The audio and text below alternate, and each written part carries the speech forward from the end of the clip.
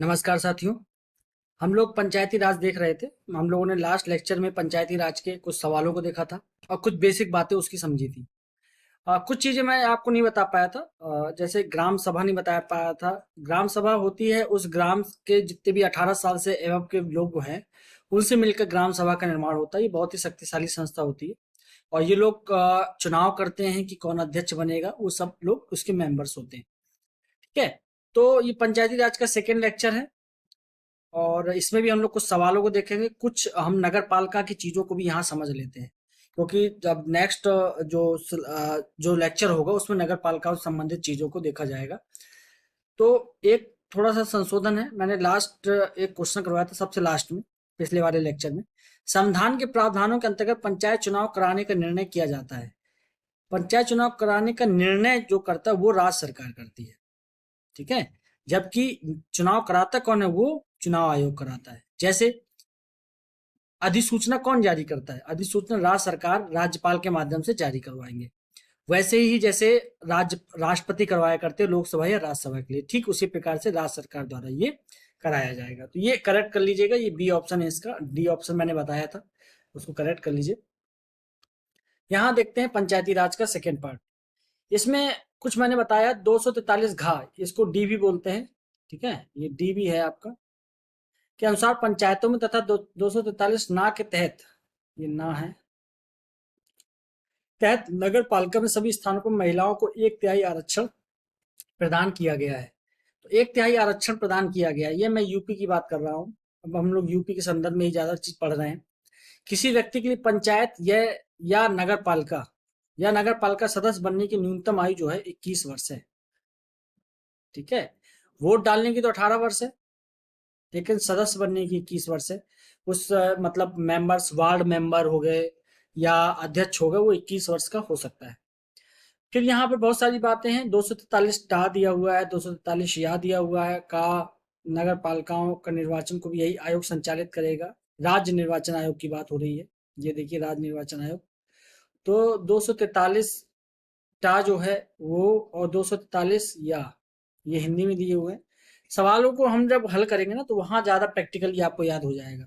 ऐसे आप रटेंगे 243 ए, 243 टी। जैसे 243 आई है, आई को मैं इनकम से जोड़ के वित्त आयोग याद रखता हूँ। ठीक है। अब ऐसे 243 डी है। ठीक है ना। तो डी से डेमोक्रेटिक ज्यादा बनाना है तो महिलाओं का आरक्षण लगना होगा। तो ऐसे याद कर लीजिएगा, ये याद कर लीजिए 243 डी तो याद करना ही होगा आपको। 74वां संविधान संशोधन 1992 में आया था। ये लागू हुआ था जून 1993 में। इसमें भी भाग 9 का जोड़ा गया था। उसमें 18 नए अनुच्छेद और 12वीं अनुसूची जोड़ी गई थी। ये नगर पालिका के लिए था और ये 74वें संविधान संशोधन के द्वारा आया था। ये इसमें दिया है 243 था के तहत 3 प्रकार की नगर पालिकाओं का प्रावधान है। नगर निगम मैंने आपको बताया, नगर पालिका परिषद बताया और नगर पंचायत बताया।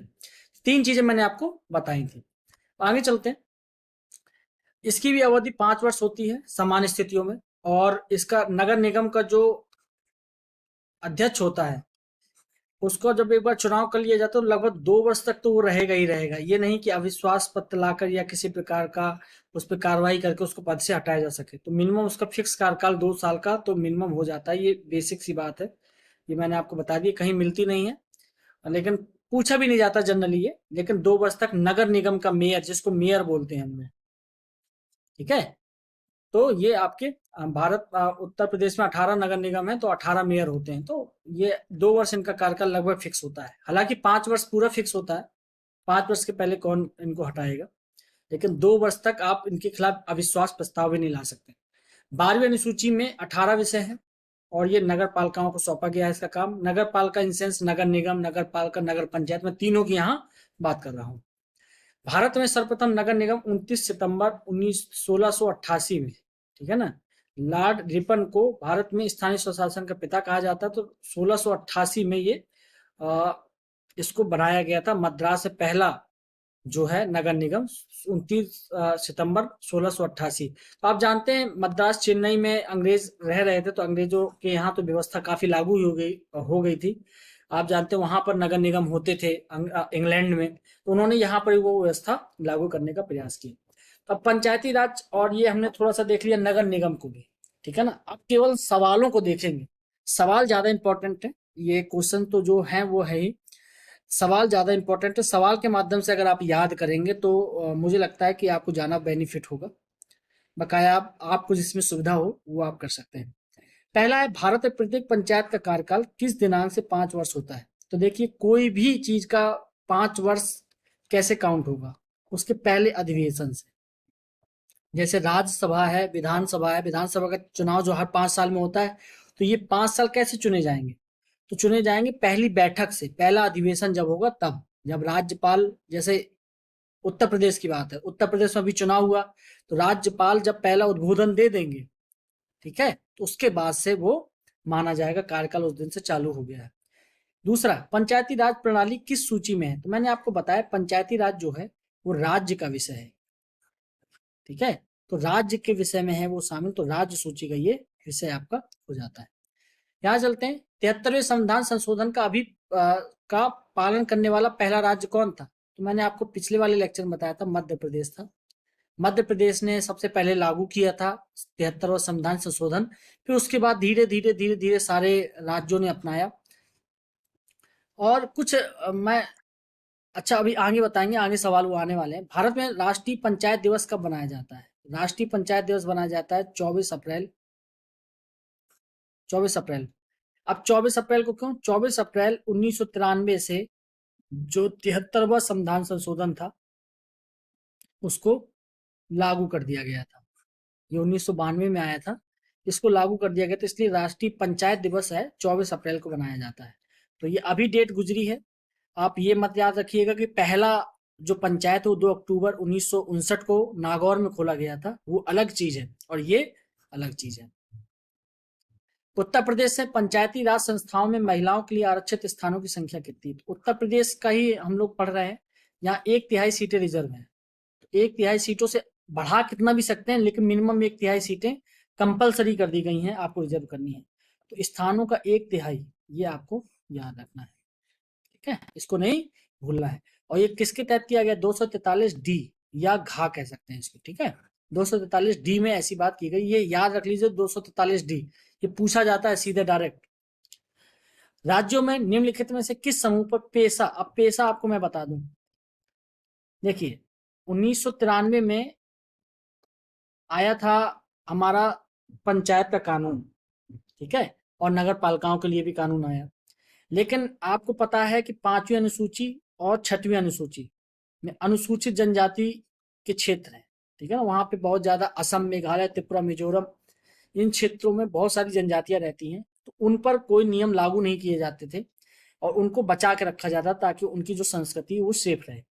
लेकिन पंचायत तो कहती है कि आप अपने स्थानीय स्तर पर विकास करें, तो स्थानीय स्तर पर विकास करने के लिए ये आवश्यकता था कि उनके पास भी एक्ट ये पहुंचाया जाए। तो पहले शुरुआत में तो इनको छोड़ दिया गया था, लेकिन बाद में इनको 1996 के तहत इन पर भी यह कानून लाया गया और इनको ये छूट दे दी गई कि आप अपने क्षेत्र को डेवलपमेंट करें, ठीक है। तो ये वही क्षेत्र है, ठीक है ना, पेशा कानून जो है उसी कानून को, इसको पंचायत, देखिए पंचायत अनुसूचित क्षेत्रों में विस्तार, पंचायत नियम का अनुसूचित क्षेत्रों में विकास विस्तार, यही चीज यहाँ पर बताया जाता है।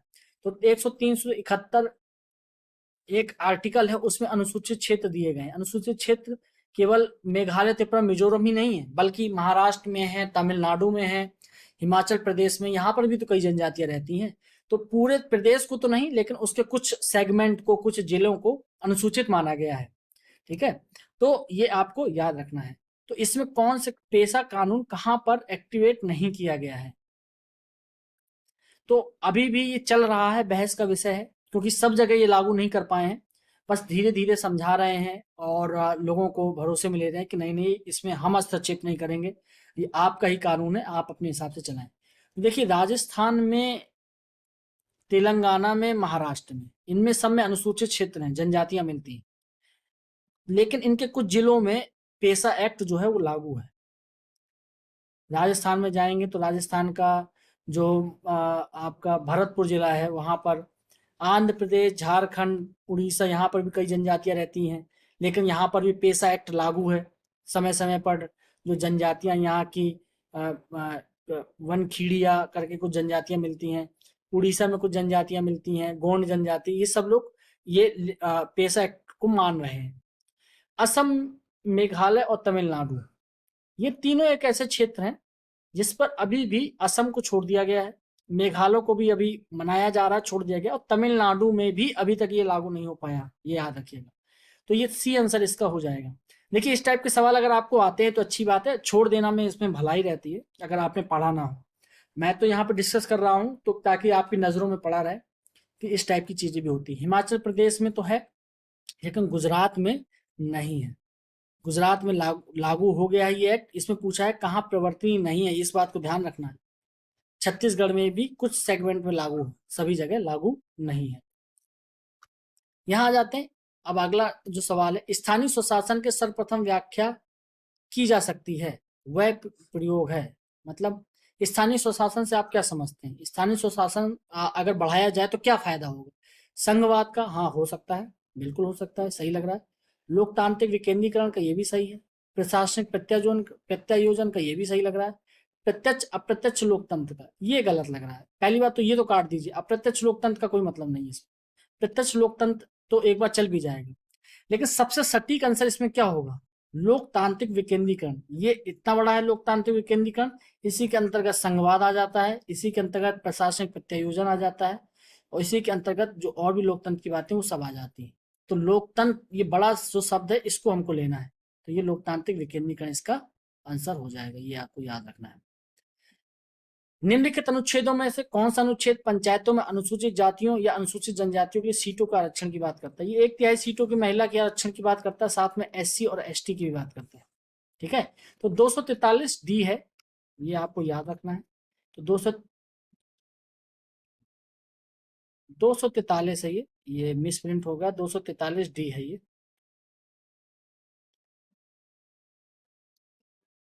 243 डी के अंतर्गत ऐसा किया जाता है, ये आपको याद रखना है। संविधान के अंतर्गत पंचायतों में महिलाओं के 1/3 प्रतिनिधित्व की गारंटी कौन सा अनुच्छेद देता है? तो मैंने आपको बताया था 243 डी या घा।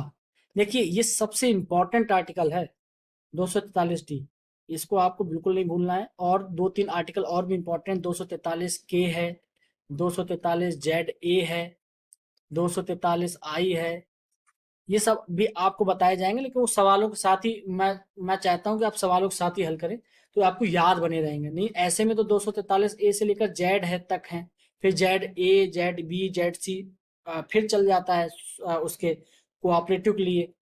लेकिन आप अगर ऐसे याद करेंगे तो आपको ये पता रहेगा कि केवल 4 या 5 चीजें हमको याद रखनी है, और ज्यादा आवश्यकता नहीं है, इन्हीं से सवाल हमारे हल हो जाएंगे। यह है भारतीय संविधान के 73वें संशोधन के संदर्भ में निम्नलिखित में कौन सा कथन सही है? पंचायतों को स्वशासन की संस्था इसे स्वीकार किया गया। 73वें संविधान संशोधन के द्वारा ऐसा तो किया गया है, पंचायत स्वशासन की इकाई के रूप में माना गया है 73वें संविधान संशोधन के द्वारा। ठीक है ना, इसको संवैधानिक अधिकार दिया है, तो ये तो सही है। अब जब ये सही हो जाता है तो ये गलत हो जाएगा और ये गलत हो जाएगा, 50-50 में आप आ गए। सबसे बेहतर होता 50-50। इसमें शहरी स्थानीय सरकार को स्वशासन की संस्था स्वीकार किया गया है। अब ये देखिए, शहरी लिखा हुआ है, शहरी का मतलब होता है नगर निगम, नगर पालिका या नगर पंचायत। छोटा है नगर पंचायत, फिर ये और बड़ा हो जाता तो नगर पालिका, फिर और बड़ा हो जाता तो नगर निगम। तो शहरी स्थानीय स्वशासन की बात 74वां संविधान संशोधन करता है, वो नगर निगम की बात करता है, 73वां नहीं। इसलिए सेकंड ऑप्शन आपका गलत हो जाएगा, तो ये आपका आंसर सी आ जाएगा, ये आपको याद रखना है। ये बहुत ही बारीक चीज है, लेकिन बस आप अगर इसको याद रखेंगे तो काफी चीजें कवर हो जाएंगी। तो हमने पंचायतों का ये दूसरा पार्ट देख लिया। अब हम केवल सवालों को देखेंगे, सवालों के माध्यम से जो चीजें समझना है उनको भी देखेंगे, क्योंकि बहुत इंपॉर्टेंट है। आपको मैं बता रहा हूं कि अगर पॉलिटी में सवाल आएंगे तो अगर राष्ट्रपति और राज्यपाल और अगर थोड़ा संसद या विधानमंडल, इन सवालों के बाद सबसे ज्यादा जो सवाल पूछा जाता है वो पंचायती है। पंचायत से सवाल आपको मिलेगा ही मिलेगा, 2 सवाल कम से कम आएंगे ही आएंगे इससे, इससे कोई कंफ्यूजन नहीं रखनी, इसलिए इसको तैयार रखिएगा। फिर और सवालों को लेकर हल करेंगे। फिर मुलाकात होती है। नमस्कार।